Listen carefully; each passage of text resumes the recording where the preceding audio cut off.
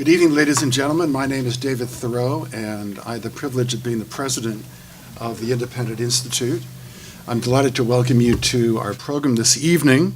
As many of you may know, the Independent Institute holds programs like this, debates, lectures, and other presentations, which we call the Independent Policy Forum.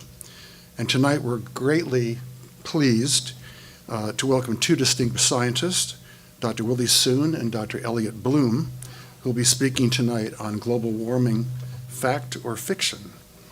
And I want to especially thank Dr. Terry and Mrs. Carolyn Gannon for their wonderful assistance in making tonight possible. So thank you very much.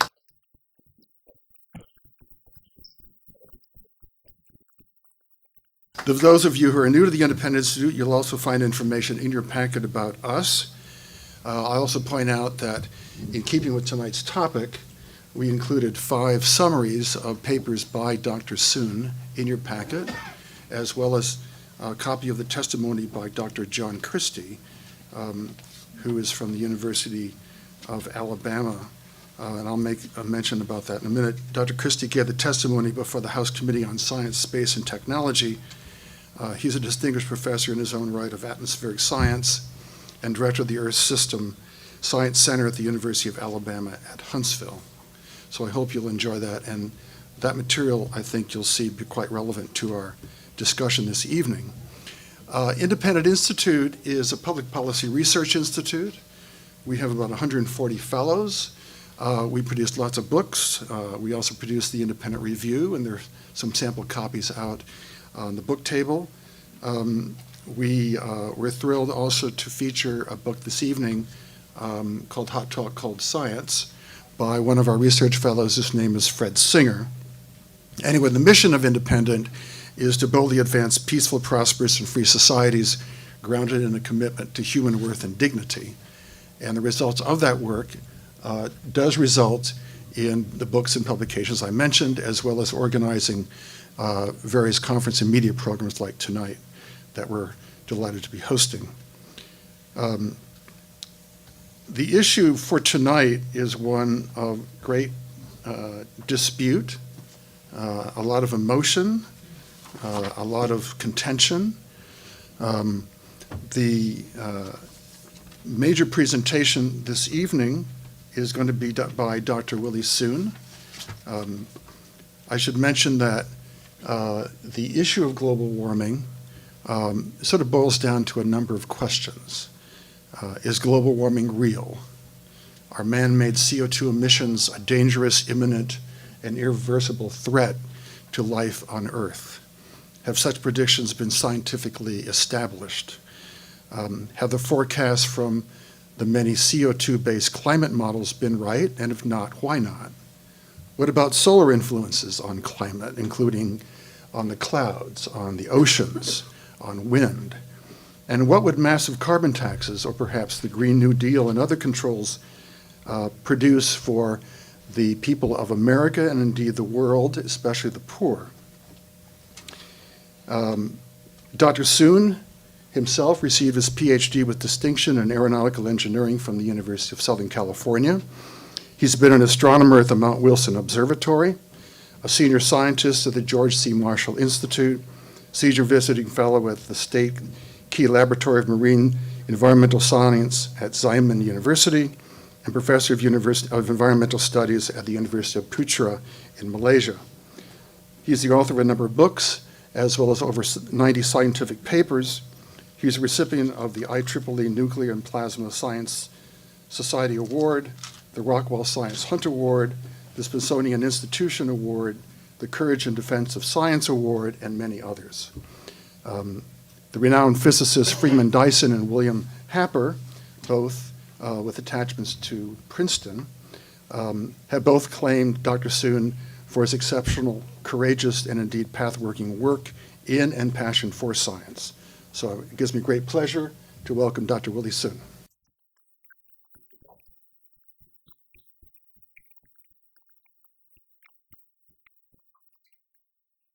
Thank you all for coming tonight.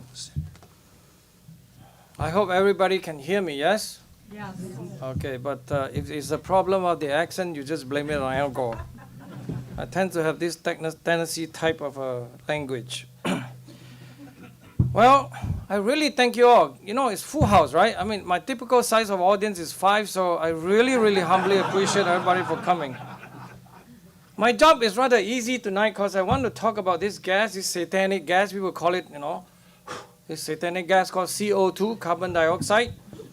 And the carbon dioxide, according to the wisdom of what you call the United Nations Intergovernmental Panel on Climate Change reports, that says that if you were to keep putting this carbon dioxide into the atmosphere, the globe is going to warm, the sea is going to rise, the polar bear is going to say, stop drinking Coca-Cola and say goodbye, and many, many other problems, by the way. Your kids will get ADHD, all kinds of problems. There will be more marijuana and all that stuff, you know, so on and so forth. I'm here trying to tell you that this CO2 is not that powerful in that sense. The only thing it does to the system is actually make the planet greener. So I apologize if this really bothers anyone. And I also wanted to say that, you know, in the spirit of science, I will at least try to tell you that if there's anything that I say offend anybody, I humbly apologize first, because I tend to have the tendency to be a bit more hyper-excited. But my passion is very sincere. It's all about science. All the way down, it's all about science, nothing else. Because if I were to be wrong and say anything that's not truthful, you just hang me right here, right? No problem. Let's just talk about it. If there's anything that we disagree, let's talk about it. And most important of all, if anything that is not clear at all, you all can look for Independent Institute, Terry Gagnon, my good friend. In fact, I also want to acknowledge my 3 Irish colleagues from Ireland. These are the most excellent scientists I ever had the privilege to work with. And we're going to have a team to try to discuss what this CO2 claimed by all these world experts, that it turns out to be not so. The most important lessons about science is clear, right? I mean, I have a quote here by Professor Richard Feynman. He's among the finest physicists America ever seen. And it's really to try to get to the essence that science is not about consensus. Have you all heard about that consensus business? 97%. I mean, the kind of stuff they're pulling is very, very bad, actually. All this 97, 99% consensus, it means nothing. It's all about actually asking a simple question like, do you think that climate will change? Of course. I'm one of those 97%. No? It's just pure nonsense. It's nothing about science. Science is about what are the facts, what are the evidence, and so on and so forth. There is a very famous statement by Professor Albert Einstein, I hope we all heard about him, right, to say that when he published his stuff on general relativity, there's this 100 Berlin academician who wrote a report against Einstein relativity. And the guy with the wisdom by the name of Einstein say, why would you even need 100? If I were to be wrong, 1 would suffice, right? In my humble opinion, after studying this topic for close to 30 years now, that really, this quote is very meaningful. There's never been something about the scientific field that they really try very, very hard to make sure that you all don't get swayed away by people like myself, the deniers and so on and so forth, that, you know, you make sure that you don't hear us. So I thank Independent Institute for providing this forum. I hope I don't embarrass any one of you. They really try very hard. And then every time that you say, though, you want to, I want to ask a question. No question. You just believe us. Every time you say, can we have a little debate? I don't understand your facts. Can you explain to me? They just say, no. Al Gore says so. So we go to this next one. It's another one. One of the world experts is the EPA air chief. Freedom, responsibility, openness of government, etc. Let me ask you, what percentage of the atmosphere is CO2? What percentage of the atmosphere is CO2? I don't have that calculation for you, sir. Maybe you could tell us what your personal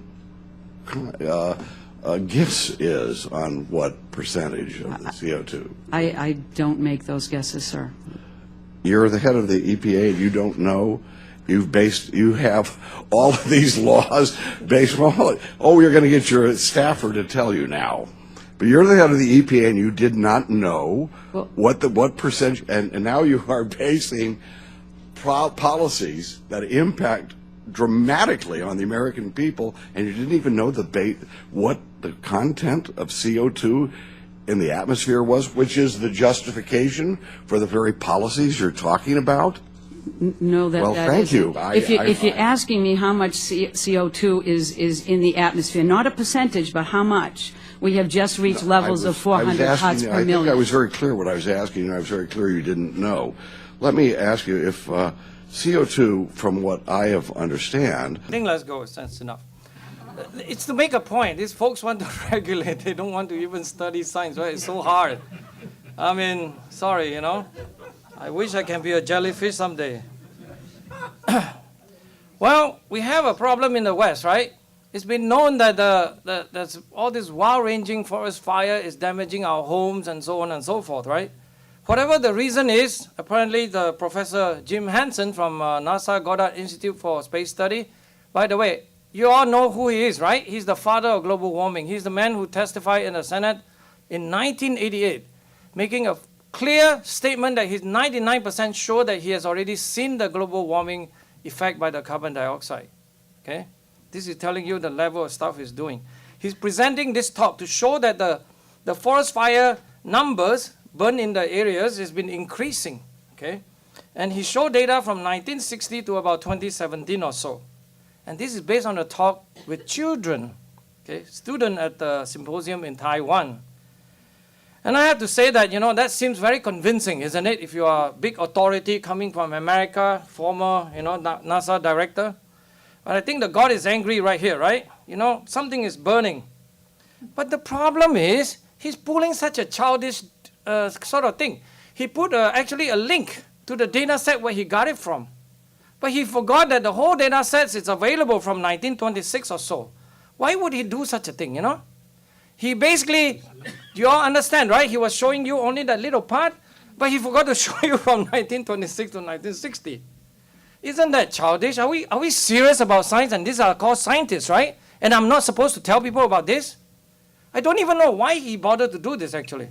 So, Professor Hansen, hello.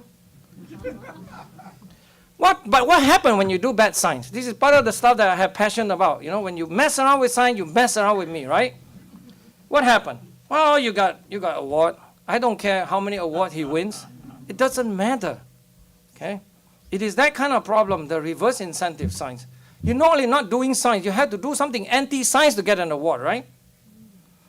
So these people, are, to me, they're just burning everything away. You know, it's dangerous, dangerous. Don't do that, man. Because life is much more beautiful than that. One should not do that. This is just a sneak preview on my own study with my friend from University of Mexico by the name of Victor Velasco. We've been looking into the forest fire statistics. This is simply just to show you that the wildfire statistics from about 1930s or so until now, and then we make a forward forecast. We analyze the data. It turns out that the data has very strong, what you call, every 10-year kind of cycle. It has also every 40 years kind of cycle. And then we train the computer using some of this algorithm called artificial intelligence to actually make some forward forecasts, just simply to show that you can do some of this exercise. And I don't mean that I already know everything, but this is just an example of what science is all about. And then we know that it's summer now, so I'm obligated to show this chart from Professor John Christie of University of Alabama, Huntsville, is to show you all this record daily hottest temperature in United States. United States has a very good temperature record, so we can go back about from 1895 until now. You can see it's been changing up and down, but then what we have now is just what it is. That's all it is, right? It has nothing to do with this. Because they tend to use that, oh, every time there's a heat wave, it has to be global warming, right? The next one I'm going to show you is that the cold wave, when you have excessive snow. This shall be done by the former science advisor to President Obama by the name of John Holdren. That's what he says. He says that with global warming, we're going to have more cold extreme. Please make sure you understand that facts. But I like to remind who John Holdren is, right? John Holdren is one of those, in my opinion, has been very much an activist from day one. Of course, that's the only reason why he got selected. But he's by President Obama, and then he's the kind of type to say that you have too much energy is kind of bad for people, right? Because we'll be like giving little kids a machine gun, you know? So it is known, and this is even cited in scientific literature because he's a very well-known character, right? He's a science advisor to the president. So in scientific paper, people even cite him that saying that with global warming, we're going to have extreme cold wave. Okay? But it is known. Look at what the title say, right, of this scientific paper. That say that we actually will have a lot less cold extreme, isn't it? That kind of makes sense, right? But every time there's a cold wave during the winter, they send out guys like John Holdren coming to defend this status quo of their facts. Another paper by more distinguished scientist, Tapio Schneider, is among the best climate dynamicists from Caltech. Clearly also say that global warming will lead to less frequent cold outbreaks in Northern Hemisphere winter. That's basically what science say. He probably didn't want to call out to find out the answer, right? And worse yet, it is well known that IPCC themselves is actually saying that they have long predicted that when you have global warming, you ought to at least have less snowstorm, isn't it? So if you don't believe me, this is what IPCC say. Milder winter temperature will decrease heavy snowstorm. So this is the type of political game and so-called experts are selling to the rest of the world. And of course, this joke is basically, yes, it's going to cover up the dead bird. The next statistics I'm going to show you is about hurricane. TC is tropical cyclone, the activities, going from about 1970s to now. The reason why you start in 1970 here is because this is the satellite era where we have satellite to look at all the statistics, so it's rather more accurate. But the point is, where is the killer trend? You look at anything you want, right? Tropical cyclone or extreme hurricane, they're going up and down, up and down, up and down, right? Where is the carbon dioxide alcohol? And then if you look at the more relevant, the impact type, the tropical cyclone that actually land on the, come to the land and sort of cause damages. Category 1, 2, 3, and 4. These are 3 and 4 and 5 are of course bad because the wind speed is high, probably a lot more rain as well. It's pretty much up and down, really. This is the stuff that they actually will create all kinds of so-called papers, scientific papers, to try to make claims that CO2 can actually not change the statistics, but may make the hurricane stronger and more energetic and things like that. But unfortunately, it's not so true.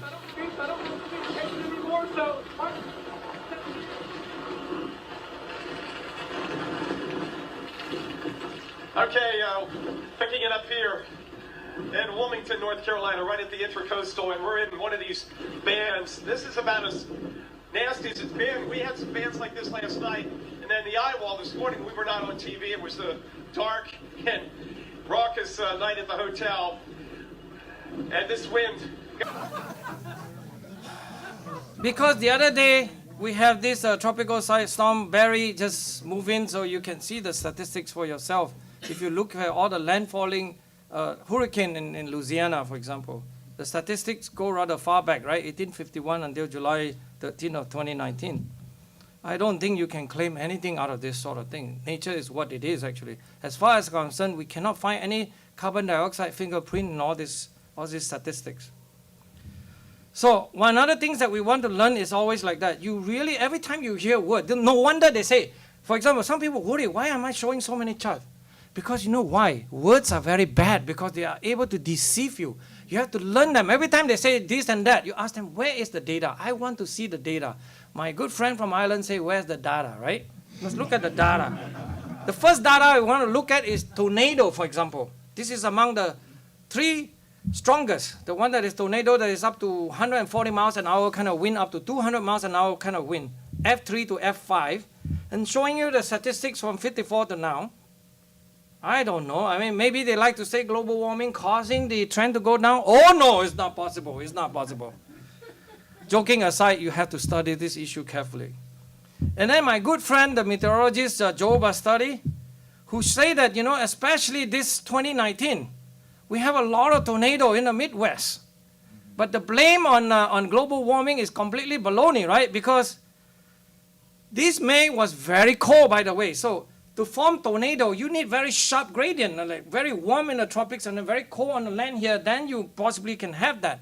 Because just a year ago, the May was very warm. Here's the slide that you should see, right? On your left is the one that last year. When you are very warm on the land, you got no tornado activity at all in the May. But this year, kind of very cold in the Midwest, you tend to have a lot more tornado formation. It's just the opposite of what they say, by the way. Now I want to talk about, because By the way, this carbon dioxide changing any of the weather and climate statistics, they just couldn't find too many of this around, by the way. To be honest with you, if I can find one, I will show you tonight. I couldn't find one. That's my thing. You can ask all my friends here. They're all scientists. We're practicing science day in, day out. We're looking for these things. Now I'm going to talk about a new scare. It's called osteoporosis of the sea, okay? This is actually a quote. The osteoporosis of the sea, by the way, language manipulation is one of those. I actually told Al Gore, you are the manipulator of the English language. That, you see, things like that. They say they create this thing to create the mental picture. They want to make sure you understand, you know, when you don't have carbon dioxide, global warming, when the carbon dioxide in the atmosphere tends to go down into the ocean, it's going to make the ocean more acidic. Ooh, scary, right? So, one of these so-called marine biologists, who is also a Obama appointee, Under Secretary of NOAA, Dr. Jane Lubchenco, who is actually now back at Oregon State, saying that, you know, any plants, anything that have a shell, if you have more of this stuff, like oyster and crab, they will be actually melting away because it's more acidified. It's scary. So, you know what? It's very simple. You just do an experiment. The first thing we do is that we're going to study this lobster under the condition of 400 parts per million carbon dioxide. By the way, that's 0.04%, right? You breathe out, it's almost 4%. So let's ask ourselves, if we run the experiment 7 times more, which is about 2,800 parts per million, what happened to the lobster? It grew bigger. Oh, what's wrong with that? The second one we can test is crab, because they mentioned lobster and crab, so I'll show you that. 7 times, it's also grow bigger. You know, I must be pulling a stunt. Remember what I just tell you. This is an experiment, actual experiment being conducted. In science, experiment means what? You, any one of us you want to do, we just go do it. Just be careful with your experimental procedure, okay? And the problem is there are a lot of these kind of scary things around that you probably have seen. I will show you one. You know, dissolving cell picture, you probably have seen those. Al Gore has used those, obviously. Lubchenco has used this. Jane Lubchenco, the NOAA secretary, show a picture like this from day 0, day 16 to day 45. The shell was very nice and shiny, and then it's kind of eroded away.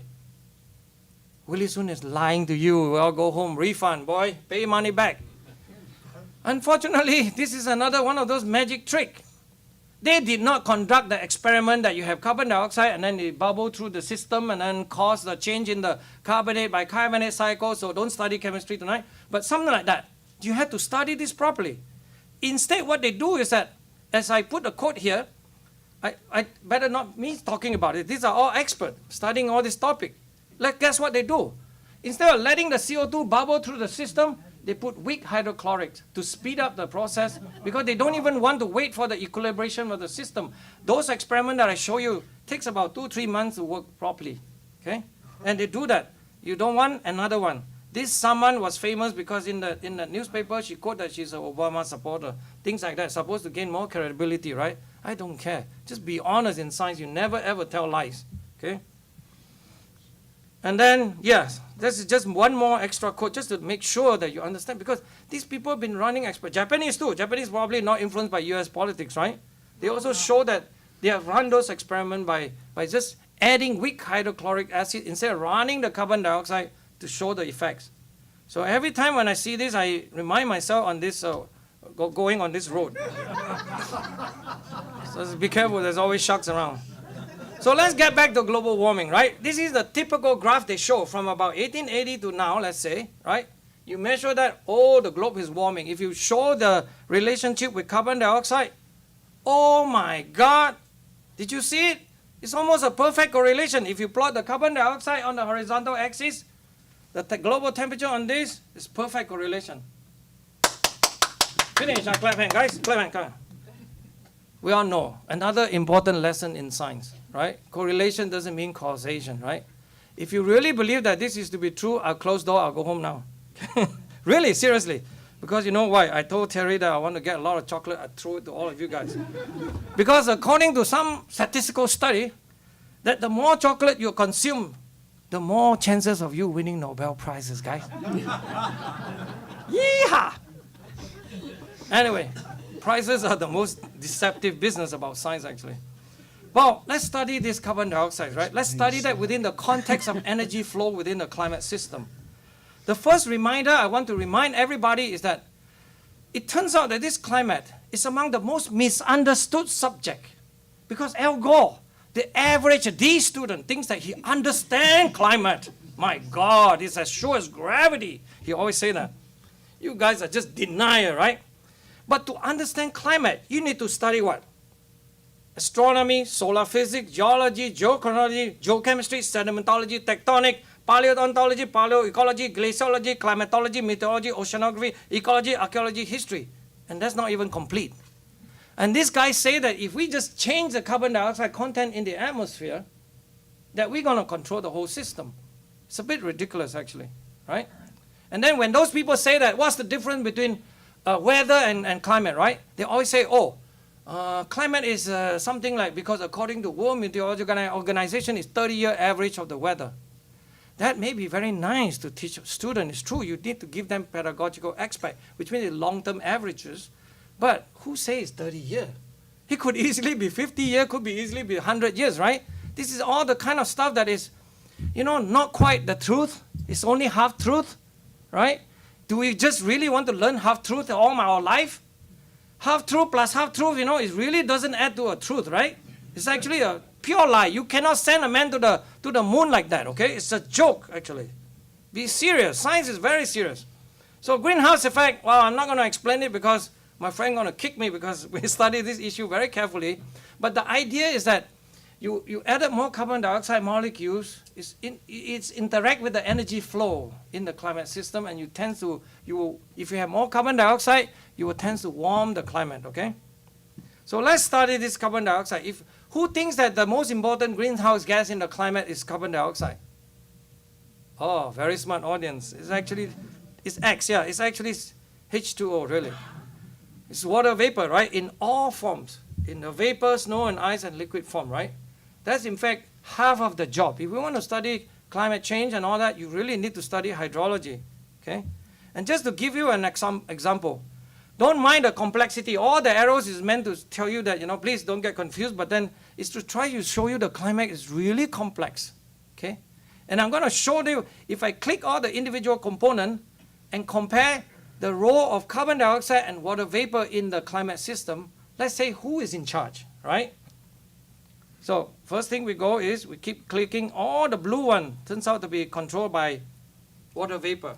Okay, snow area, ice area, surface vapor pressure, relative humidity, soil moisture, evaporation, everything is blue.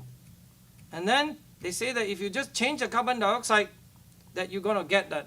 You're going to control the climate system. That's basically what it is. And then when you come down to water vapor, they occasionally like to put a picture like this. The one from power plant, right? By the way, please understand, you cannot see CO2, okay? Some kids from Sweden, the lady named Greta Thunberg, say that she can see carbon dioxide, actually. This is how bad it is, right? Instead of going to school to learn that carbon dioxide is in infrared, you cannot see this thing, okay? And she said that she can see CO2. So it's just a bit of a joke. I just wanted to point out that the role of CO2, water vapor, is very important in the climate system. So I'm showing you two graphs, okay? Top and bottom. The top graph is actually temperature. The bottom is water vapor, okay? And I'm showing you the distribution from South Pole to the North Pole. And then in the vertical coordinates, it's actually going from 0 to about 20 kilometers, right? What I'm showing you is that temperature and water vapor at one instant of time, okay? It shows you that as you have more water vapor, the area tends to be warmer. As you have less water vapor, it tends to be cooler, okay? That shows you how close a relationship of temperature and water vapor is in the climate system. And then in terms of time, at least we have two satellite measurements. The blue curve is actually showing you the temperature measurement, and then the red curve is actually showing you the water vapor concentration in the atmosphere detected by the satellite radiometer, okay? They're pretty close relationship. Then I'm going to show you this because the ultimate things about science is about tests, right? You have a hypothesis, carbon dioxide increase. What does it do? Increase the greenhouse effect, yes? So a paper that published 2 years or 3 years ago, indeed trying to quantify this issue.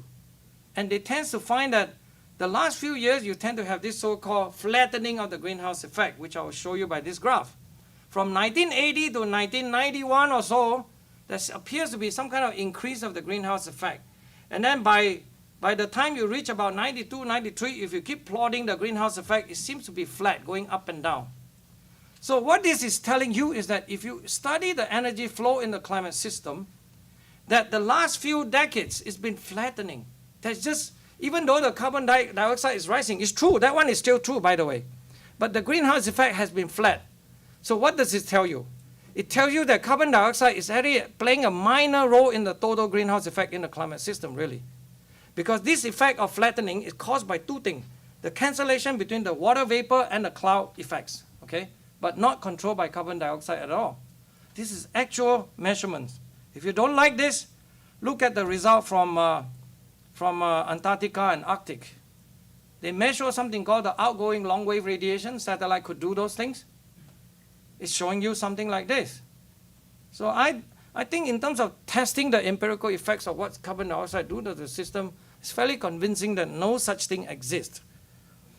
And then when you come down to global warming, just remember too, every time they say that if I have more carbon dioxide, I'm going to warm the climate by a few degrees, let's say.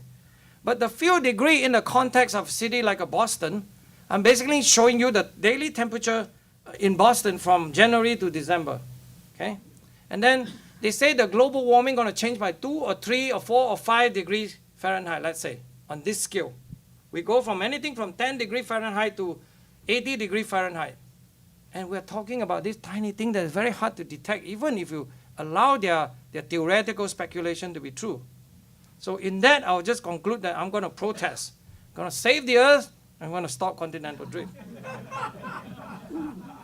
Anyway, joking aside, the future of this plate tectonics is also studied, attempted. I don't think we should believe in this 250 million years in the future, but they will be united again, I guess, in 250 million years from now. So, is it true that most of these taxpayer-funded scientists are just honest and wanted to provide neutral and reliable data sets? That's really a serious question to ask. And then, just want to remind ourselves, in 1907, in publication of the American Meteorological Society, people talk about this already, that we should be honest, we should not be messing around with data, and so on and so forth. So I want to show you this case that is very, very outrageous. What I'm plotting here is 3 curves. 2 curves is basically the blue and the red curve. They are what you call the satellite temperature measurement of the global temperature. From about 1990-something to about, let's say, present time. It's going up and down, but it's flat, right? This is what the famous thing called the global warming hiatus. It's not warming up, while the carbon dioxide is still rising. And then another data set that shows is rising is produced by NASA Goddard Institute for Space Study. The 2 satellite data is measuring something from a layer about a few kilometers up from the atmosphere. What is measured by NASA GIST, Goddard Institute for Space Study, the green curve, is from the surface thermometer data. We don't believe that data is true, of course, by the way, so we're working on those class of problems. But here I want to refer to a case by the group called RSS. They are from Santa Rosa, somewhere here. They are actually showing that curve in 2016. And then I want to remind, because every time that in science, that if you can do as many independent measurements that you can, that is becoming more interesting. I just want to remind you on the middle panel, the RSS and the University of Alabama Huntsville data agree with each other. There's a flat trend. But there's actually a third data set that is measured by another technique, okay, from a Taiwanese group. They're actually using some very special technique of looking through the atmosphere and do that sort of thing, radio occultation for people who wants to know. It actually shows satellite flat trend, by the way. So what do? We have 3 data sets, 4 or 5 data sets. 3 of them kind of show flat here, right? Because they're measuring the atmosphere, and this guy from the surface showing the warming. So is it really true that this hiatus, this so-called hiatus, you understand this, right? If the temperature is not always coming, is rising, they actually consider this a disaster for them. Instead of saying that, hey, maybe that we are wrong, carbon dioxide is not important. Oh, no, this will shake all their foundation. They don't like it, okay? So they started to say that these are fantasy created by people like myself. Okay, so they have BBC say, what happened? What happened? We need to study this. And then you even have, sorry for the quote, but anyway, there are folks in scientific community talking among themselves saying that we're in trouble now because we cannot explain why the temperature is not warming up. So it shows you that they are worried internally. And even worse, a very famous professor by the name of Professor Phil Jones from UK was actually writing to his colleague from the UK Meteorological Met Office because they were making forecasts. They even forecast that the temperature will keep flat for about 2020. Remember this, okay? I'll make the point later. Because even forecast is showing that it's going to show flat. Because, you know, they want to show that they can predict this. Oh, we understood this thing, but it will warm again. You just wait. You just wait. It's going to warm again. And look what happened. 3 years later, RNS temperature now agree with the Goddard Institute for Space Study. So, if the data don't fit your theory, what do? You change the data, guys. Be smart. Why not? That's okay. So they were talking things like that. They're beginning to talk among themselves that maybe, you know, satellite data, by the way, is measuring something in the troposphere, like few kilometers up the air. It's actually a good measurement because they're measuring something from the vibration of this oxygen molecule that is very uniform, okay? Because it's very same amount of constant, 21% everywhere. Carbon dioxide, there will be a lot in this room, few thousand parts per million. Outside is 400, things like that. It's very good. And then now they say the surface thermometer data that has all kinds of problems is okay. So this is the summary. When the data don't fit, you just change the data, okay? So I'll just propose this. I'm going to send this ransom note, right? Give us the dollar or you will fry, guys. You'll get all kinds of problems. Please pay here with IPCC. Then I'm going to get into another case that is very serious. This is very serious. The man on the right or left is Michael Mann, and then the other one is the famous Bill Nye, the science guy. Celebrity. But anyway, this is concerning a very serious problem. Michael Mann is well known and associated with a phenomenon called hockey stick temperature history. This is actually a paper that's been produced showing that the temperature could not change much from 1000 AD to 1900 AD, very flat, and then it warmed up from 1900 to now, zoom it up. Never mind the hiatus, of course. And then most people are studying this flat part. Okay? I produced a paper myself. In fact, my paper was the first one ever produced in 2003. Now, I want to focus in on the blade problem, okay? Let me show you. I wrote a scientific paper just to make a point to say that we study this issue carefully. And then I want to tell you that Michael Mann was very worried about this, so he put out in the blog saying that, oh, there's this so-called attack paper. In science, when somebody criticizes your work, you'll be very, very happy you're an honest scientist. Because according to Michael Connolly, my good friend, saying that we learn more then, right? Instead of saying, oh, this guy is attacking me, he's from denial club, and so on and so forth. So he actually blamed that, you know, I was trying to attack IPCC. No, Michael Mann, I was attacking your work, not IPCC. Really. He was so proud. He was so proud that he tried to stop my paper from publishing. He was influencing this American Geophysical Union that published that journal, Geophysical Research Letter, where I printed in 2004, calling them that I have violated copyright in my paper. Therefore, the paper shall not be published. Let me show you the problem. You can look here. It's a bit hard for me. Okay, left. Okay, from left to right, you have 3 data sets. Michael Mann 2002, Michael Mann et al. 2003, and Michael Mann and Jones 2003. And then the one to your right is my results. I try to emulate whether you can get this temperature change. This is actually the temperature change for the last 150 years or so, right? You notice that in less than 1.5 years, 2002 to about 2003, you notice that the N curve, the red curve, is what I want you to focus on. It keeps changing. It keeps going higher. Do you understand what it means? It's impossible. Under any data, any condition, the data could not change by 1 year, especially this one is 40-year filter. You smooth it out so you don't want to study the year-to-year changes, so you study the long-term changes. Do you understand? Mm-hmm. This is the part where nobody discusses. I published a paper on this to point out that I consider this case is a scientific fraud, in my humble opinion. Okay? He came back and talked nonsense again. It's very sad. How many years already? 2004? Okay? You think about it. And he was very proud. There's actually a proof that he actually talked among himself that he was so proud, Willie soon going to have this paper coming out, but I was so powerful, I'm Michael Mann, I'm able to stop him, okay? Because he was colluding with the American Geophysical Union Geophysical Research Letter folks about able to stop me from printing. Unfortunately, I was rather smart by that time. I actually have gotten all the permission to redraw the figures and to show it the way I show it. Okay? There's nothing wrong with actually taking a science. Oh, another very simple point about science. You all believe, right? If you have a data that makes something, and then if you already publish your paper, do you think that we should ask them to get the data so we can check that data?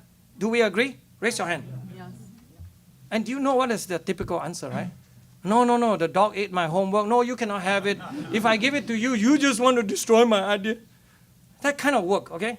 I'm not joking. This is how serious science is. And these are always their side that are doing that. If they ask ourselves, Michael Connolly and Ronan Connolly, that they want our data, please have the data. In fact, every time we publish, we make sure the data is already out there, right? You don't do things like that.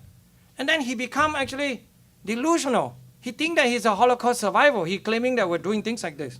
Let me ask our director for a second, if he can go on a wide shot, and I don't know if you can get everybody on all at once, but I wonder in the midst of your lecturing to your students, whether any of you, and I'm sorry, I don't want to get too touchy-feely here, but I mean, this is what our subject is about tonight. Anybody started to cry or broken down or just had an emotional moment where you were overcome? Anybody? Yep. Michael, I see you nodding. Yep. What happened? Yep. What happened? Yep. Sometimes I'll be talking about not just the science, but the denial industry and the things that fossil fuel interest did to lead us astray that are so like what the tobacco industry did decades ago to lead us astray on the health impacts of tobacco. And I'll tear up, especially when I'm talking to an audience of young people, because what a terrible injustice we've done them, or we've allowed others to do them, by misleading them on what is arguably the greatest challenge we face as a civilization. Sometimes I tear up just describing that, talking about that. Well, one of the ironies of this program is I can't recall a time I laughed as much as I did. Laugh as much as it did. Yeah, this is what people that do things like this and kind of very strange. Too emotional, isn't it? You may call me emotional, but really, I sleep very well. So, you want to hear more authoritative statements from global warming? Now let's start with IPCC, US EPA, or global change research, right? IPCC is very fond of putting out this curve. They say that on your left, you have a lot of this orange line and the red curve, they are all model calculation. And then the black curve is actually observation. They can explain everything, okay? If they include the carbon dioxide. And then on the left, this blue one, On the right. include only the, on the right, yes. That you include only the volcano and the solar, it won't do anything because it deviates. And I have to tell you, if anybody have any understanding of statistics, this is actually an abuse of statistics. And also, statistics, I'm not interested. I'm interested in physics. You notice the unit that they plot. They always plot this thing called the temperature anomalies, which is a very strange word. It's actually a temperature deviation from some averages, okay? But if you plot in the actual temperature unit, the ice freezes at 0 degree, isn't it? The ice gets boiled at 100 degree. If you plot in an absolute unit, look, the dotted line now is actually the observation, and then the data, the model calculation is all over the place. But when you do a temperature anomaly, you actually squeeze them together, you hide it so your data look very impressive. I think rule number 1 in science is that you don't oversell your results. So in fact, they should have showed this plot, but they never ever showed this plot. It took them a long time until 2012, the first plot like such kind appeared. It has to be done by amateur scientists, okay, to make those kind of plot. And of course myself, but I don't need to publish paper like that. So US Global Change Research, it's actually a well-known one because they are now making a fuss out of this report, right? Being something important and it's against President Trump, so on and so forth. But among the stuff that they show is that they take all those results from IPCC and they show you that, look, instead of temperature anomaly, they can plot the temperature unit in absolute unit, Fahrenheit actually. Somebody that really crazy that they convert the unit of an anomaly, a change, to actual unit. That's how bad it is. EPA is doing the same thing. That is wrong, actually, by the way. So I asked the question, where's the peer review?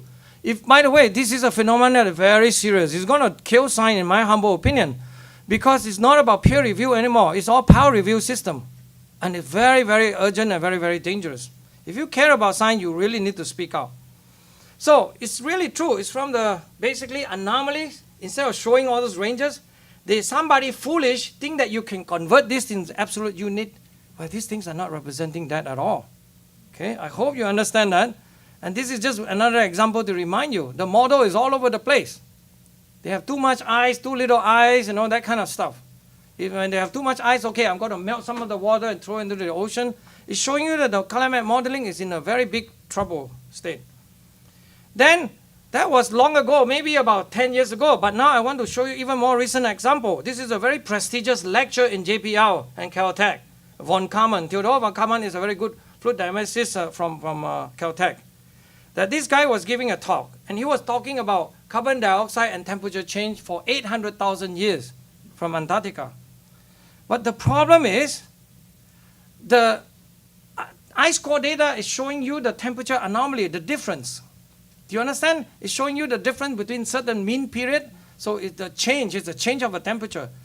But this scientist, so-called scientist, in 2017, was converting 0 to 32 degrees Fahrenheit. I hope you get it, please. It's just very simple kind of goofy mistake. I don't want to laugh at him, but it tells you that this is how delusional the whole field is. This is supposed to be an expert talking to public audience, because they want to make sure that you're more familiar, you can feel the temperature, right? You know this. But nonsense again. So this is the kind of important public policy question, right? If it's so important, why they keep pulling out all this graphical kind of stuff? Remember, I tell you, I don't believe in this persuasion business, you know. Science is all about evidence, evidence, evidence, and data. So the question is, can the climate model simulate? If you think climate model is important, because that's what they use for policy, right? For next 100 years. They say now it doesn't matter. You don't even need to validate the model, actually, they say. All I care is that if I increase carbon dioxide, it's going to warm for the next 100 years. Okay? But let me do another test. Can we simulate something simple called the seasonal cycle in the climate temperature data?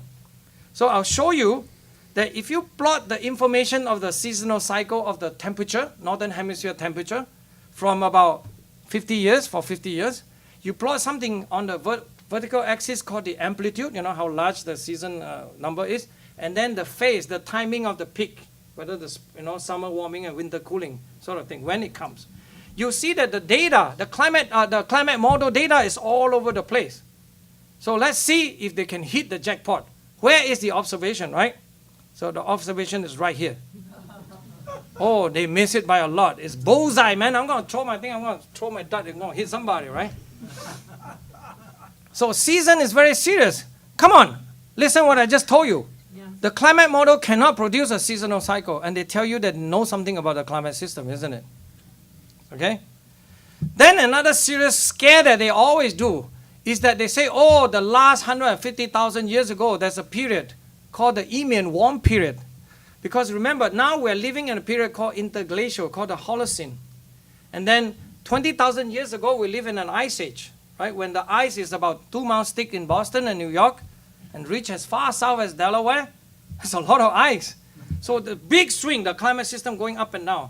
But every time they talk about season, every time they talk about other warm period, they use the Eemian, the 150,000 years ago, 115,000 years ago. But I want to remind you that it's completely different Eemian from now. Because now you have this solid curve. Our seasonal amplitude changed by only 90 watt per meter square. But Eemian the orbit was less circular, so it's more eccentric. So therefore, the seasonal cycle is changed by 230 watts. So every time they talk about Eemian being equivalent, like because they say Eemian, all the Greenland ice sheets melt. But that's a very different condition from now. It doesn't mean that the Greenland ice sheet would melt again, of course. And then I want to do another test about climate model.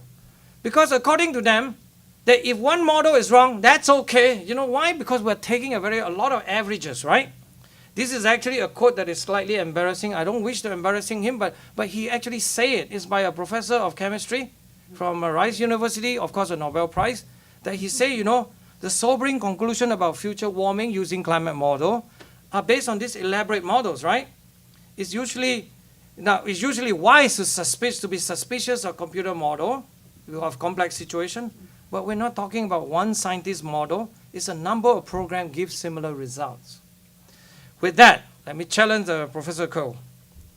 That I ask you to look.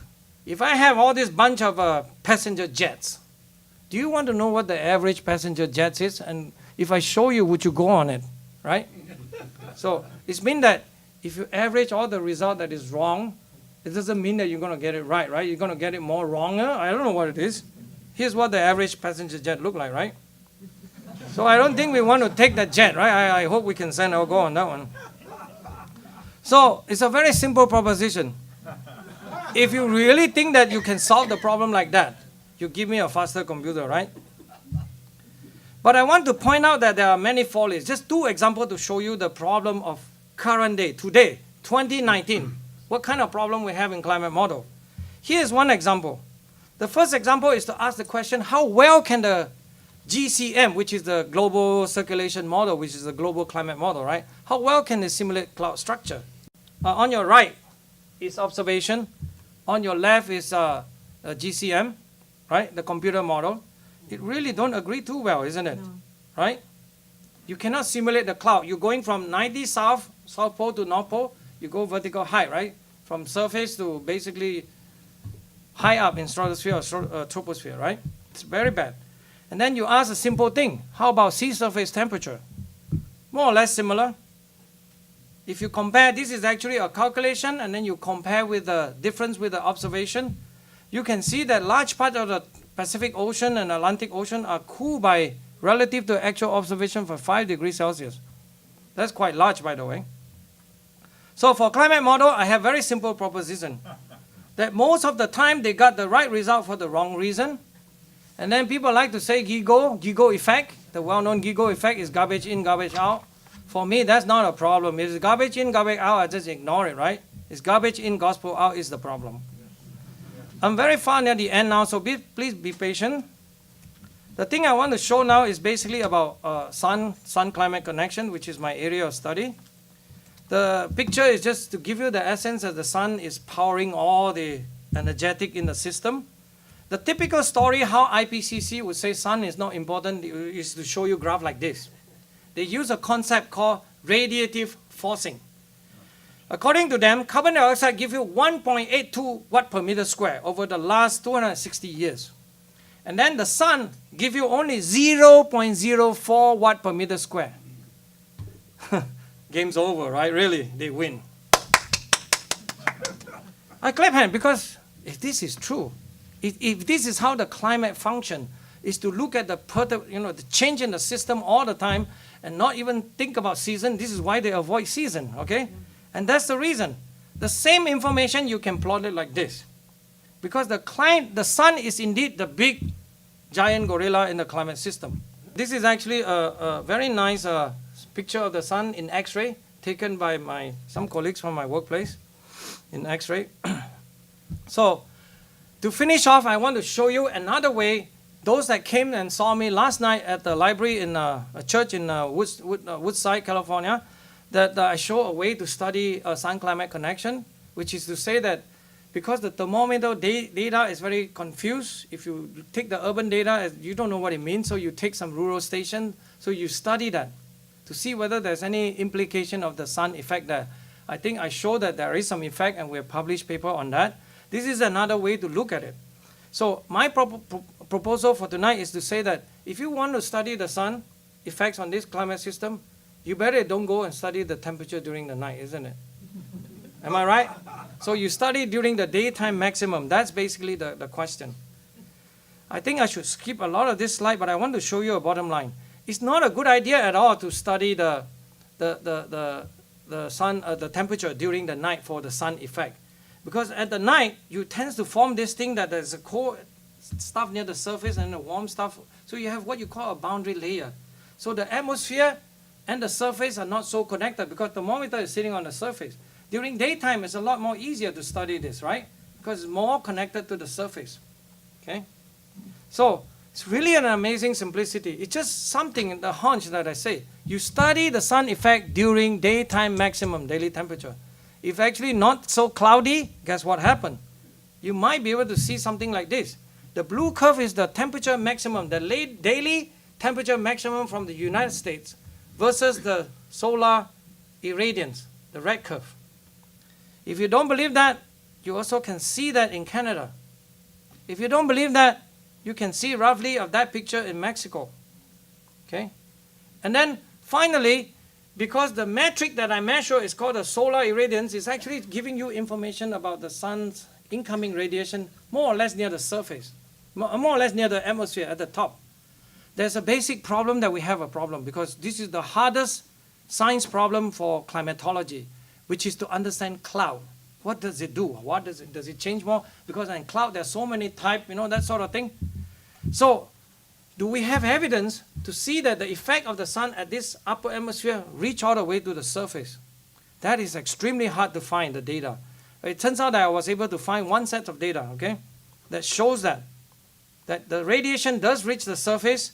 If I plot some of the temperature data with the ground solar radiation, it shows some kind of correlation, similar picture that you cold from this period, you warm 1930s, 40s, you cool in the 70s, you warm up again, okay? So my takeaway message tonight is this. There are simply no experimental data to support the view that the Earth is changing in a very strange way or dangerous way. By carbon dioxide, by the sun, by whoever, And then one thing that we are sure, carbon dioxide is just a big player in the climate system. So the idea that you can have this carbon dioxide knob, that turning up and down is just an illusion, right? Because they imagine that this is a climate knob, that you just adjust the thermometer up and down. I would say X, right? Basically not true. And I don't know how many of you know about this case or you are interested. The US EPA apparently have to rule that the carbon dioxide is an air pollutant. And we have this conservative justice that passed away, Justice Scalia, during 2007, actually April 7, the decision was reached in US Supreme Court, that rules that carbon dioxide is an air pollutant and therefore US EPA must regulate. They have no other options. This is a very sad decision that I think we should try to fight. But according to Justice Scalia, if you think that everything airborne from frisbee to flatulent qualify as air pollutant, right? If you CO2 is an air pollutant, then even frisbee and flatulent should be qualified as air pollutant. So therefore, this is a statute that defies common sense. So a bit of update is actually Sam Elliott just gave a talk somewhere in Claremont Colleges a few years ago that simply say that really carbon dioxide is never ever a pollutant. This is very strange. They want to change the reality by using this human law, not the physical law. CO2 could never ever be an air pollutant. This is really a messy business, by the way. This is telling you something is very strange here. And then my third point is that the sun is, in my humble opinion, is primary driver of climate change and one should study as much as possible. Again, I do not make the claim that we have found the evidence. I'm merely showing you that there's a lot of interesting hint and one should study it and understand the exact way in which the sun affects the Earth system, including sea level change, all this other stuff. And then you have to remember, climate model, that famous thing, the tools. They actually climate tool, I say it's so misleading. It's really not like knife at all, where you can use to chop, you can do so many things, including killing people. You can do so many things. This climate model is almost useless, in my humble opinion. It's supposed to be some kind of a pedagogical tool, some tool to learn, But it's not for forecasting at all. It's simply not ready, right? Because they cannot represent a lot of this physics and chemistry and all this problem. That's what the problem with climate model. It can never be used for public policy, no matter how many people say about it, no matter what the Supreme Court is saying. This is my last slide. My last slide is to quote a good friend of mine by the name of Professor Richard Lindzen, retired already from MIT because he's a bit fed up. He needs a rest. He really said that this problem is rather serious, really. He said when the historian, what historian would definitely wonder about in the future century is how deeply flawed logic, obscured by shrewd unrelenting propaganda, actually enable a coalition of powerful special interests to convince nearly everyone, except lucky few like us, right, in the world that carbon dioxide from human industry was a dangerous, planet-destroying toxin. It will be remembered as the greatest mass delusion in the history of the world, that carbon dioxide, CO2, the life of plants, was considered at time to be a deadly poison. Okay? I finished. Thank you.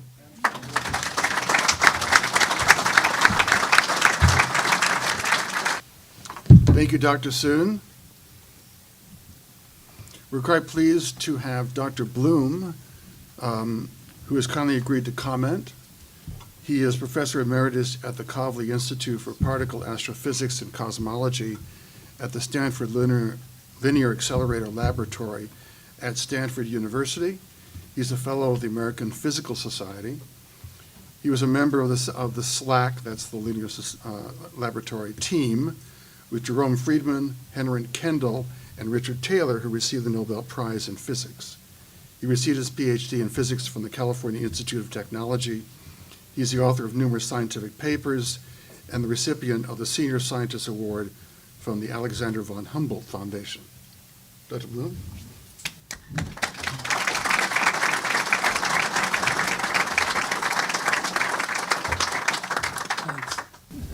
Well, good evening, everyone. And I think I appreciate greatly Dr. Soon's discussion, and mine will be more boring. So I was trained as a particle physicist in particle research for about 25 years. I led a number of projects and built a few large experiments during this phase of my research, and I have published extensively in the field. Particle physics is a laboratory science. That is, experiments can be repeated in a controlled way by more than one group to check results in different laboratories. Research is open with free exchange of ideas and results. Particle theory is held to high standards of falsifiability, except for string theory, which has essentially nothing to predict about current and past laboratory-based experiments. Since particle physics discoveries usually have no direct impact on society or our economy for many years, and a recent exemption actually was the World Wide Web that was invented by particle physicists at CERN in Geneva, Switzerland, and it was brought to SLAC by a physicist in my group by the name of Paul Kuntz. And SLAC, he made SLAC the first website in the United States. National politics has a small footprint on our work, and the U.S. budget is about $1 billion a year for the DOE and NSF. So we are left to do our work. I was a member of the team, as David mentioned, that discovered quarks as the basic constituents of the proton and neutron. This was accomplished using high-energy electron scattering experiments on protons and neutrons at SLAC from 1967 to about 1972. It took about 20 years for the three senior leaders of our team, Friedman, Kendall, and Taylor, to win the Nobel Prize in 1990 for this great advance in fundamental physics. Much work was done all over the world to verify the quark paradigm before the prize was given. Many experiments and verified theoretical predictions have proven quarks to be one of the fundamental building blocks of matter. In about 1990,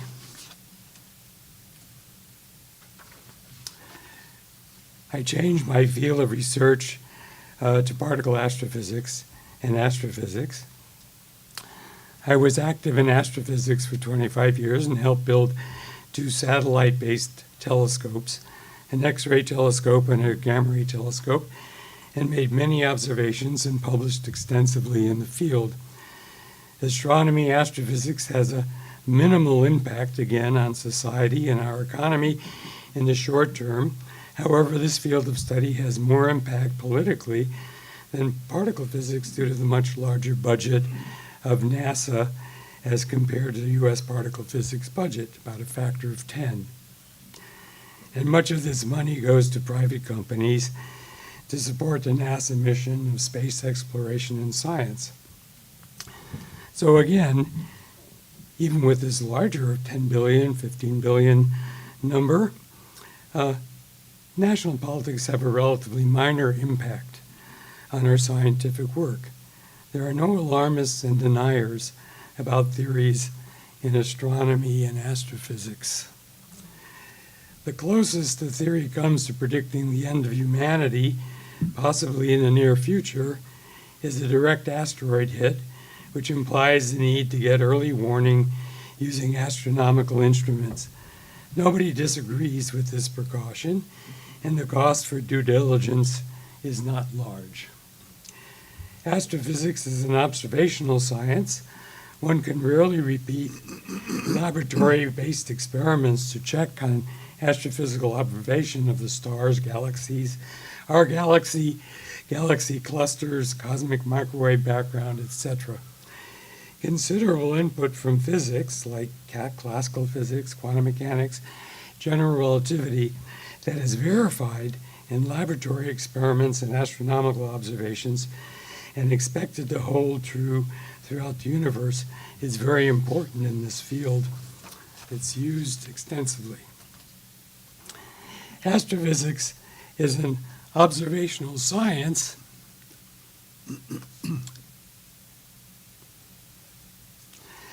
Astrophysics is an observational science that deals with complex, nonlinear phenomena like the origin and evolution of the universe. Research is open with free exchange of ideas and results. In many cases, observational data is open to the public.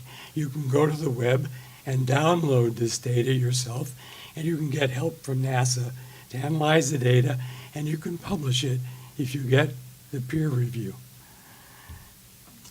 And people, outside those that actually build the instruments and take the observations directly do this work. Many similar objects to study in astronomers and astrophysics search for patterns. So there's thousands of objects, and you can look for statistical similarities and such. This has a similarity to botany, except botany involves direct accessible specimens.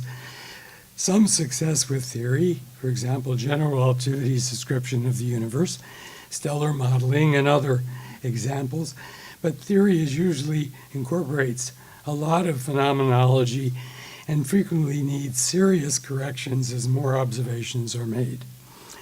It is hard to make predictions that can accommodate new data, even though this phenomenology can be based on observations of many different examples of a class of objects.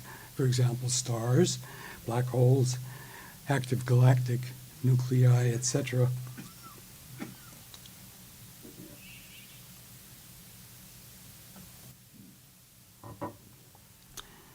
Astrophysical theories are difficult to falsify. Frequently, when new measurements contradict a theory, modifications to the theory are made to incorporate the new data without changing the basic paradigm. An example of this is the Big Bang cosmology, which in its original form did not incorporate dark matter or dark energy until after they were well established via independent astrophysical and astronomical observations. Even though it is difficult to apply falsification criteria to astronomical theories, progress is made through open and vigorous discussion and cross-fertilization of different theories based on existing observational data and predictions for future observations. In my view, this type of openness is a prerequisite for keeping a scientific discipline from going off the rails.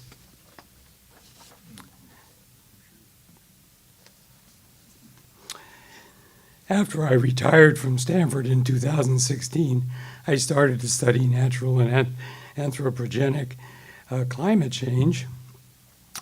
I have read, listened, I've learned a lot.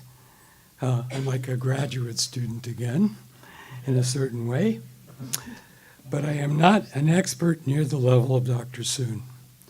I have not published nor done original research in this field. Climatology is an observational science. We have one Earth and one climate. Climate is a hopelessly complex, nonlinear theory. As such, the Earth's climate is chaotic on all timescales. From short-term weather to long-term climate, there is no natural way to separate weather from climate at some well-determined timescale. The nonlinear nature of the problem implies that predicting the future only weakly depends on what has been observed in the past. The only way to potentially predict the future with current technology is via computer simulations of what will happen based on fitting past Earth climate using classical physics and quantum mechanical inputs. For example, putting in the greenhouse effect of CO2, and then letting time move to the future in the simulation. Considerable input from physics, again, is necessary, classical physics, quantum mechanics, which has been separately verified.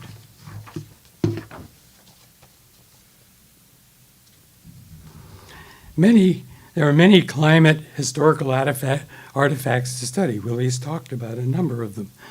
Ice cores, historic temperature readings, etc. A large number. None of this history necessarily applies to the future, but it is most useful to testing models that hope to predict the future. Reproducibility of historical data has been an issue with frequent upgrading, changing of historic data sets, depending on the bias of the investigator producing the new and better data set. Unfortunately, frequently climate data is not open. Willie spoke to these issues. It's only sketchy success with theory, which incorporates phenomenology and gross approximation, and frequently needs serious corrections as more observations are made and new climate physics is learned. It has proven almost impossible to make predictions that can successfully accommodate new data given present technology. Just reference Al Gore, and I'll give you another example below. Research is contentious with too much proprietary delay of ideas and results. Scientists are labeled as alarmists and deniers, and particularly deniers are attacked in the mainstream media and by many politicians, no matter what the credentials of the researcher. It is difficult to falsify climate change predictions, which is made much more difficult by the highly politically charged culture of the field. Politicians are clearly heavily in this mix. In my view, this lack of civil exchange and openness in research is sending climate change science off the rails. So, climatology in particular, the study of natural and anthropogenic climate change, has a major impact on our society and our economy in the short and longer term. Getting the science right is thus important for obvious societal reasons. Politics should be kept at arm's length to allow the scientists to openly and dispassionately do their work.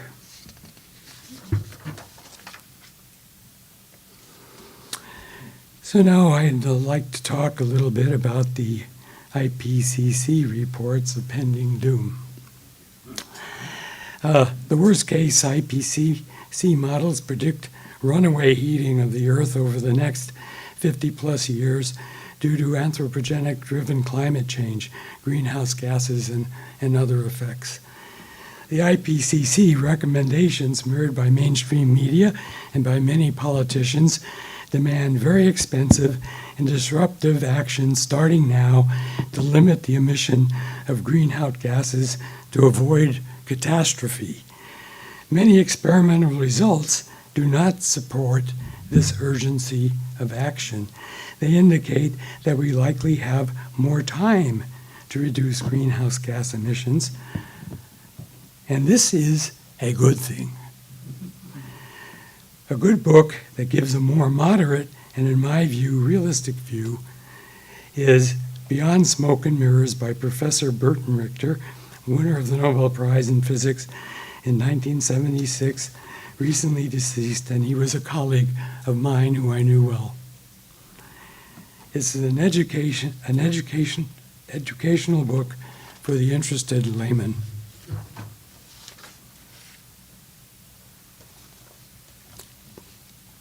One of my favorite papers is by John R. Christie et al. It's called Examination of Space-Based Bulk Atmosphere Temperatures Used in Climate Research. I found this to be an outstanding and very careful paper, very difficult to go through. It has a tremendous number of details. The paper shows how difficult and complicated it is to measure the Earth's temperature. Some of my colleagues at SLAC, just average all these temperature, the measurements. Mm-hmm. It's trivial. Actually, he said, it's trivial. Not trivial. Systematic errors are a major issue.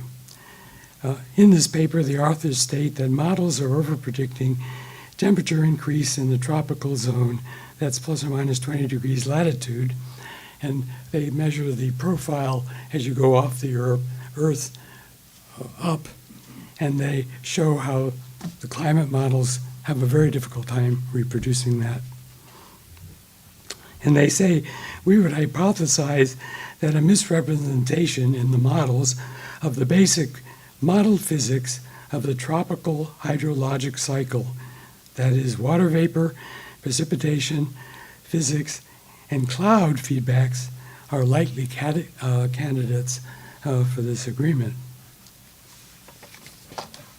So here is a graph which was presented by John Christie at his testimony to Congress in February 2016.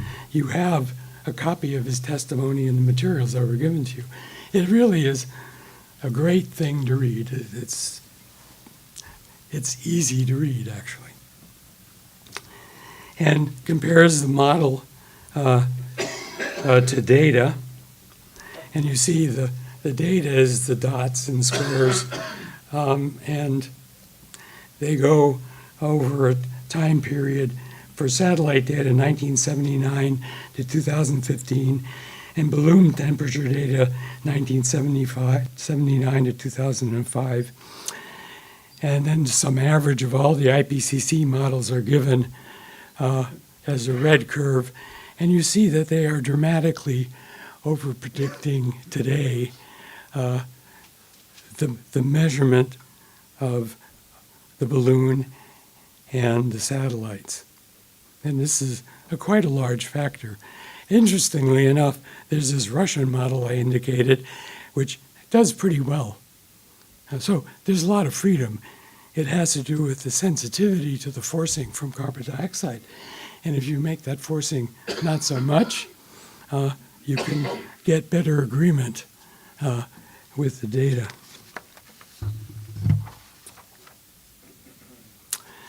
Now here's an example, an unfortunate example, of climate change science off the rails. John Christie believes his office floor at the University of Alabama in Huntsville was targeted by gunshots over the National March for Science weekend in April 2017. When some people cannot argue facts, they resort to violence to get their way. It doesn't matter that we don't deny global warming. The fact we disagree with its seriousness and the level of human involvement in warming is enough to send some radicals into a tizzy. That's a quote from Dr. Roy Spencer. commenting to the press about this incident. Thank you for your attention.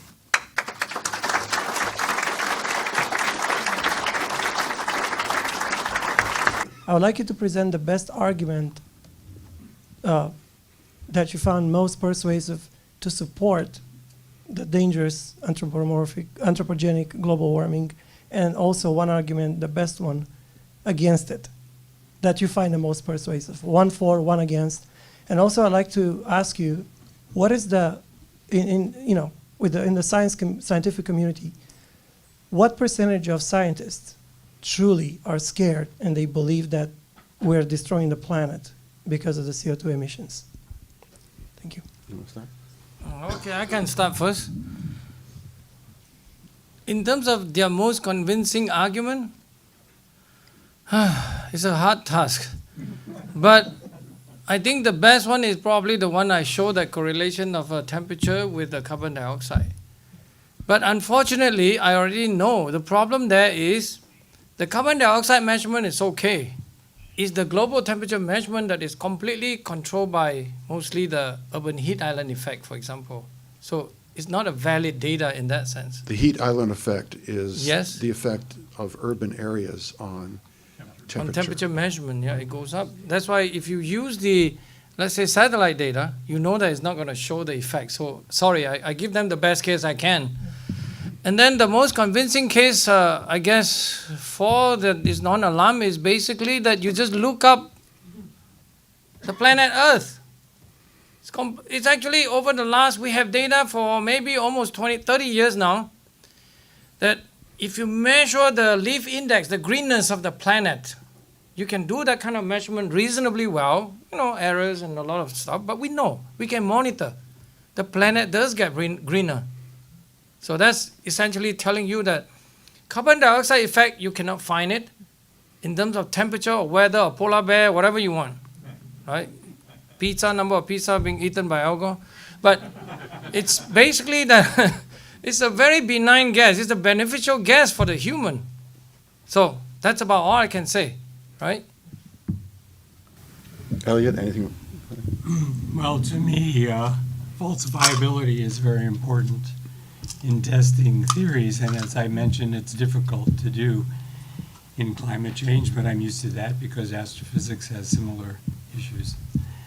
And but I was very impressed by this John Christie et al. Paper, and to me that shows that the temperature isn't rising very much as compared to what 97% of the scientists say is happening.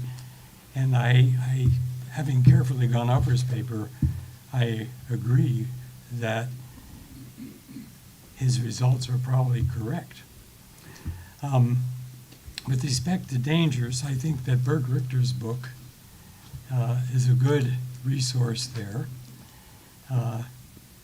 What he talks about is the growth rate of fossil fuel use of a modest amount, and how it goes for the next 50, 60, 80 years, and what we would be facing. There's, urban legend about New York City in about 1915, and there was all this horse manure in the streets. Oh, yeah.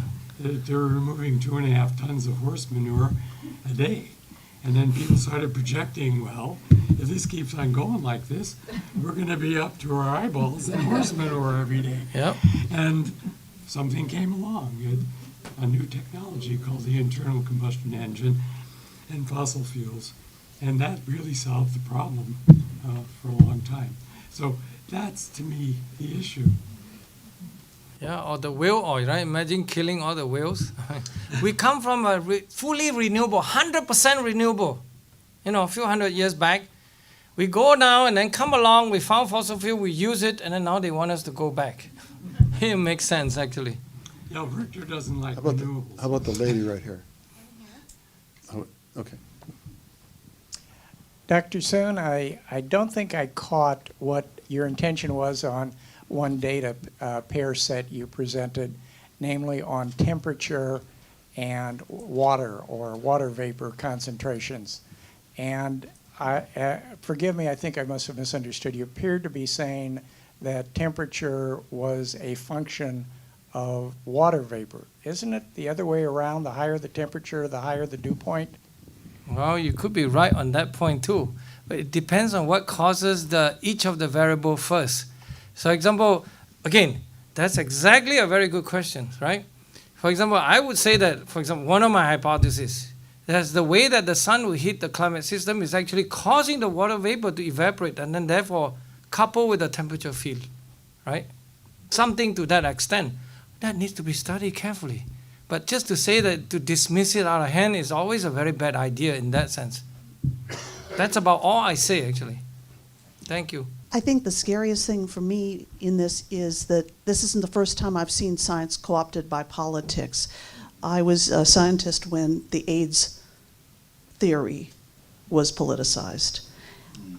As a scientist currently, what do you think we can do to change this, to get people back to science-based, testing-based, laboratory-based work? It really does scare me because the last good big project was the Manhattan Project, in my opinion. Of the big. Well, Elliott, maybe you first. Well, a lot of this has to do with the scientists themselves, and, you know, the training, at least that I had as a scientist, was these ideas of openness and sharing data, etc., that I talked about. And to me, that is essential to making progress. Now, there are models that one could have, like the Manhattan Project. Doesn't have to be like the Manhattan Project, not have to be that big, but one could think about having national laboratory where you had a mixture of people and a very strong director who kept the peace and herded the cats, and which had resources in computing and other resources, travel money, etc. And it would be a team effort, a large team effort. One thing that strikes me about the efforts in climate change is that they tend to be more individual, investigator-driven, and this is a very big problem for that. It seems to me a more organized way of doing it, which is, let's say, builds on history, would be useful. My very brief reply is to talk about these issues and please tell more people, for example, get more books from Independent Institute and talk to all of us. Spread the news about this question. If they say that global warming is true, ask them, how do you know that? Have you looked at the temperature record?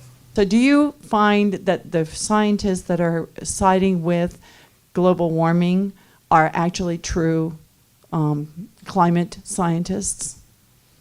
Well, I haven't had a lot of experience with scientists of that type, but I have had experience who are climatologists, but I've had experience with colleagues who, for example, wouldn't allow me to invite a skeptic scientist to talk at a colloquium. Yep. And I do have friends who won't come to talks like this because they say a denier is talking. Okay, so this is, I think and if you look at the media, you have to believe that there's just a tremendous amount of pressure in one direction. My short answer is that there are some really good climate scientists still around and believe in this IPCC global warming paradigm. But I would say majority of them are not real scientists, in my humble opinion, because you know why? They don't share data, they don't want to discuss, they don't debate, they don't do everything that scientists is supposed to do. And that is a problem. And I don't understand that, actually. I like them to talk to, things like that. It's terrible. So is there anybody doing anything to help the children, because I know with my kids growing up, I mean, their math equations now are done with equations that are presuming that climate science, that the false science is true. So my kid, I mean, they're getting brainwashed. They're doing these carbon dioxide equations and how much can you do and how much, what are your parents doing wrong? That's their math. What are they doing wrong? How are they harming the planet, with the assumption that all of this global warming is absolutely true. And the books are getting written that way. Is there anything, are there any scientists out there that are changing that wave? Because these kids coming forward are just brainwashed. They want to cry, with what they think's going on. I'll say something. It is indeed very alarming that you have really this process has begun, I would say, already decades ago. The train has left this, but then it's really never too late just to realize that these people who want to insist that this paradigm of global warming, climate change is disastrous, is going to kill the planet, and so on and so forth, and then teach them in school, and then teach only a very one-sided direction. The only thing I'm against is that one-sidedness. Yes, remember that, right? I don't say that I'm right, but all I'm saying, you have to provide a lot more balance to that. And not only that, without that perspective, these kids are not able of any critical thinking. I have to say, your own sister is doing some of that. I myself is going to a Camp Constitution next week, right? We're trying our best. Some kids want to come, good. It's a small camp, but you can tell more people that you should set up more camp like that to teach kids in the summer. I don't mind coming. I mean, I don't mind doing that, talking to kids, but truly, it's very, very important. They already many steps ahead. Some of my colleagues from Ireland realize that they have started this thing called Green School project, all from the United Nations and the Greenpeace type of stuff, already way back in 1997. US, lucky that we only started 2009, for example, this Green School thing. And if you look at the syllabus, it's really scary. These kids are all beginning to talk about, no point of doing this. We're going to go protest every Friday, and blah, blah, blah. And this is actually crazy. And by the way, I have checked this issue. For example, the most famous in this movement is Greta Thunberg. And there is a link back to Al Gore's group. If you want to know more, please ask me. I've done a lot of research on this topic. But let's not get into that now. And then David might say this is too controversial. Dr. Soon, great talk. Dr. Bloom mentioned some Russian work. I don't know if you're familiar with a paper by Dmitry Sudakrov in November of 2009, in which he proposed some pretty logical reasons why CO2 is a lagging indicator of temperature variation, not a leading indicator. And what he says is that as the planet warms up due to the increased sun activity, the oceans absorb less carbon dioxide, you get more CO2 during the next cooling cycle, which is going to occur when will be much more dangerous to the planet. Then as a lagging indicator, the CO2 will drop. Are you familiar with that paper, and do you agree? Anyone that tried to propose something as complex as a climate and claim that they have known all of that, I'm a bit skeptical. But it's in general. The question is basically, what is control the amount of carbon dioxide in the atmosphere? Clearly that the ocean has something to do with it, right? It's a bit like your Coca-Cola, no? It's hot Coca-Cola that all no more gas. I mean, and then all the CO2 go into the air. And that effect is real. Unfortunately, the change in science is all about number, not enough. But there is a portion of it, the carbon dioxide changes is caused by changes of the warming of the ocean, for example, right? But on a very long orbital timescale, let's say every 100,000 years, the ice core data show convincingly that every time it is the carbon temperature that is changing first, and then the carbon dioxide in the system, in the biosphere, in the ocean, in the land surfaces respond to it up and down consistently for the last 800,000 years. Unfortunately, Al Gore's TV producer, Laurie David, published a children book for age, 5 to 15, that try to put the graph, label the graph in the opposite way, saying that it's the carbon dioxide going first and then temperature respond. Again, ask me, I have graph to show, I can give 1,000 more talks. Anyway, good enough. Thank you. Thanks again for your talk. I was wondering, we don't hear anything about the CFCs anymore, and I was wondering what an entire industry was changed. I mean, all the refrigerants and Safeways and Albertsons and our air conditioners have been changed because of what they told us about CFCs in the early 90s.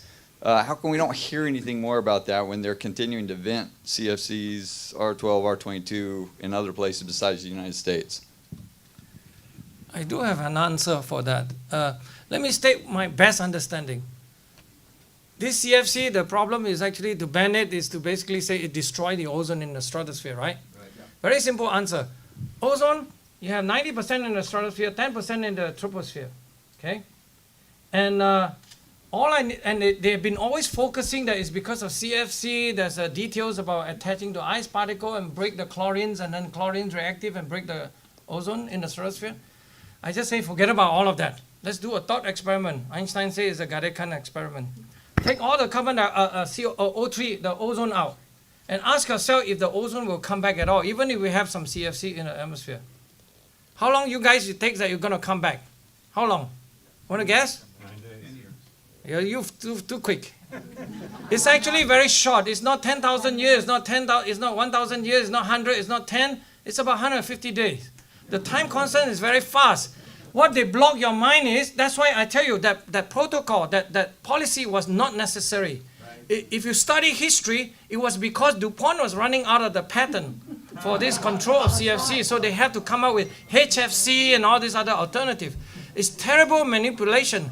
And so every time when they say that CFC is a Montreal Protocol, 1987, it's the best example of how humanity, all kumbaya, come together and solve the rest of the world problem. There's never been a problem in a real sense.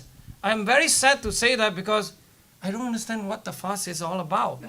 It's really dangerous, actually. About money. Yeah. You know why you can get this back, right? Because they tell you as long as you cannot turn off the sun, the process of making ozone is very efficient and very effective. No matter Al Gore cry and whatever you want to do, Michael Mann want to cry, you cannot do anything. The ozone will come back very fast. 150 days. That's all it is. Do you have a question, Sylvia? Actually, a follow-up on your ocean question and the ocean warming issues. We hear about that a lot as a cause, and you haven't really addressed that, except in the last point, it's perhaps a following indicator. Do you have any further reactions to those that claim that the ocean and the dying coral in the seas is evidence of fast climate change?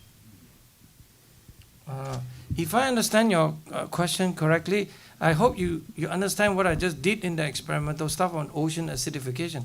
Yeah. I mean, that's essentially trying to address that aspect of the problem. Okay? That, in fact, okay, I have a very cute one. This is correct, by the way. Everything I say is more or less correct. It's basically say that for that problem, for that class of problem, I want to say, do you want to outlaw the rain from falling down into the ocean? You want to know why, right? Because the acidity of the rainwater is, if you measure acidity, is on a pH scale of 0 to 7 to 14. 0 to 7 is acidic, 7 to 14 is basic. The rainwater pH is on a log scale, logarithms, right? Every unit is factor of 10. So rainwater is 5.5. We're very acidic. The average ocean is about very more basic, 8.3, 8.5 roughly. And then deep in the, also do you want to outlaw the, what you call, the water, deep water is actually very, they're upwelling, exactly. And they are very acidic. You got to stop that from doing that because you mix it up, you're going to acidify, isn't it? It's actually very crazy proposition. I study into the history of this thing. I'll tell you more about it if you want to know. It started with the oil company, and start oil, blah, blah, blah, because, all kinds of issues. We all have studied that question, of course. What percentage of the land-based temperature monitoring sites are properly sited so that they're not influenced by abnormal heat sources? That's your question. Yes. It's a very good question. We are doing some of the work right now, and I think better that we report back some other time. Unfortunately, I think a lot of the station that is actually in big city is probably not as useful anymore in some sense. And so you try to look for places where you actually can you think that probably will have some meaning, because remember, when you're measuring that, you're not measuring climate, isn't it? You're not measuring anything, quote unquote, temperature changes. You are measuring something related to concrete, all kinds of building, related to the shades, related to all this other stuff that actually have nothing to do with the natural system in some sense. Well, depends on how you define natural system. Human are the most natural thing you can find, right? We are nature, actually. You know, I don't know much about carbon dioxide or what it's doing, but I do know that there's a lot of concern about the water level going up with the sea melting, the North Pole, et cetera. What's your take on that? Is this, I need to find out if I should sell my beach house.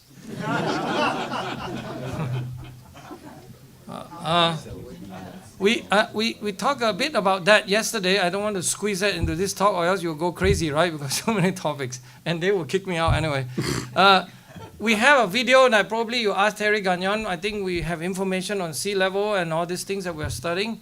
But the most important thing to remember that they make the claim, by the way, there's a lot of claim out there. A lot of this claim by quote-unquote peer-reviewed paper by all these famous scientists and so on and so forth that says that the sea level have accelerated the change, the sea level rise. But I beg to differ.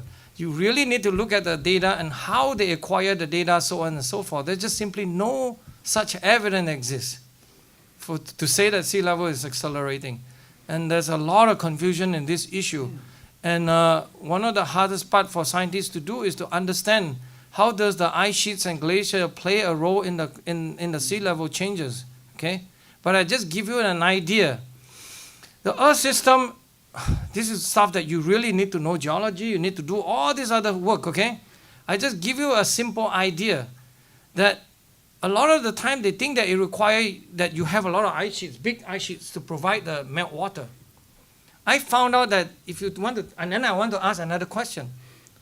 How much can the sea level changes all by itself without, let's say, ice sheets from water source? You can raise the sea level by thermal expansion effect, meaning when it's hotter, it expands a little bit, isn't it? Or you can change the volume of your ocean, or you can actually melt ice that is locked in the land or someplace and drop this water go in. But I want to understand the most basic question. How much can the sea level change without an ice sheet, without a water source? It's called a eustatic sea level. It turns out that down the coastal region and all this underneath ocean, especially the coastal slope, is quite porous. And so you pick a place, let's say in some long geological time, a few 100 million years ago, for example, where there's no ice sheets in the pole, north and south, and then you try to determine, ask the question, how much sea level changed then? It actually changed by as large as 60 meters. That's a lot. Okay? That just tells you that you don't even require the meltwater to account for some of these numbers. Because we know that ice age, last glacial maximum to now is about 120 meters. So half of it could be even explained by something else, which means the Earth system is too complex, really. Okay? So, but sea level change, long story short, well, actually, Fred Singer talked a bit about sea level change in this book, I think.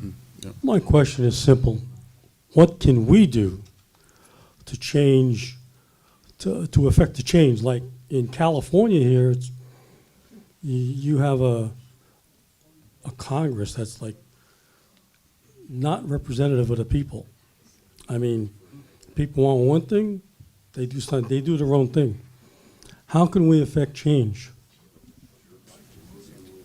I don't mind saying something. Sir, I think you have a lot of power in you. If I can do this, you can do this. Take a few of the slides that you're comfortable with, talk to the kids, go to a supermarket, everything. Just talk and tell them, Debbie is one of the best. My good friend Debbie, the sister, is here. Just talk to everybody about this issue. They keep talking about global warming. You ask them, have you seen the data? Do you know the thermometer data, some of them is not so good? They don't look at the data though. Well, that's the problem. They use word, they use emotion, they use all this other stuff. We have to overcome that. I mean, especially school teachers who are supposed to be more responsible. George. Right? I just think that you have to say something instead of just sit around and not say anything and understand this problem. Say something. Yeah, related question. How many trillions of hours of brain power have been wasted on this, and what would be better places to spend this human creativity and brain power? Wow. Well, this is a problem won't go away, obviously. Yeah. And it'd be nice if it was addressed in a more rational perspective. That's my position. You've both made the point that the dynamics of water vapor in the atmosphere is more important than CO2 and actually dominates or should dominate in the models. So you would expect that the scientists worldwide would be focusing their efforts on improving the modeling of water vapor in these models. Is that happening? Are we getting an international concentration on this problem, or what?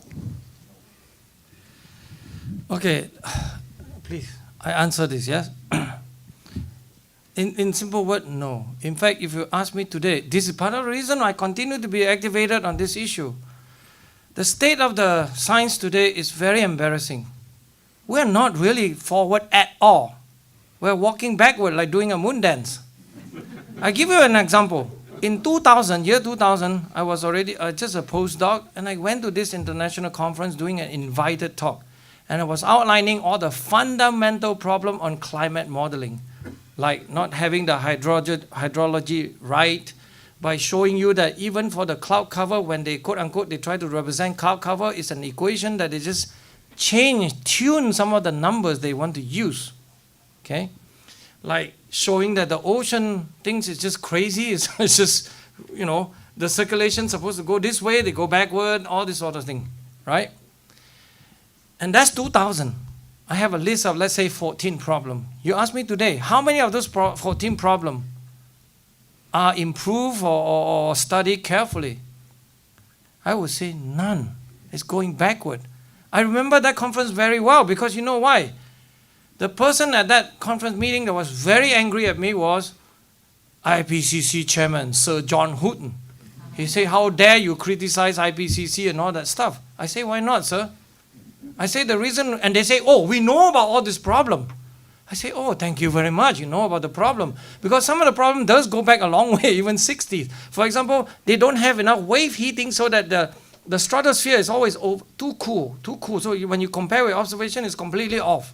They say, it doesn't matter, I'm just going to tune it and change and study the perturbation, a change of it, so therefore I don't need to know what the true state of the thing is.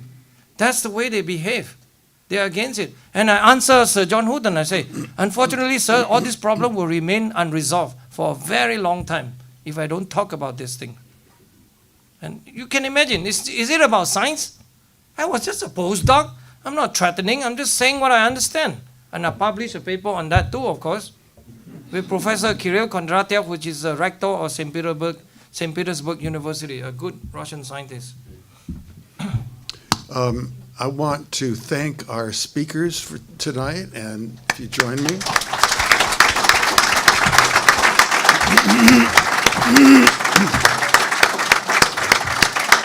Please also visit our website at independent.org, and we hope that you'll join with us in the future. Thank you very much.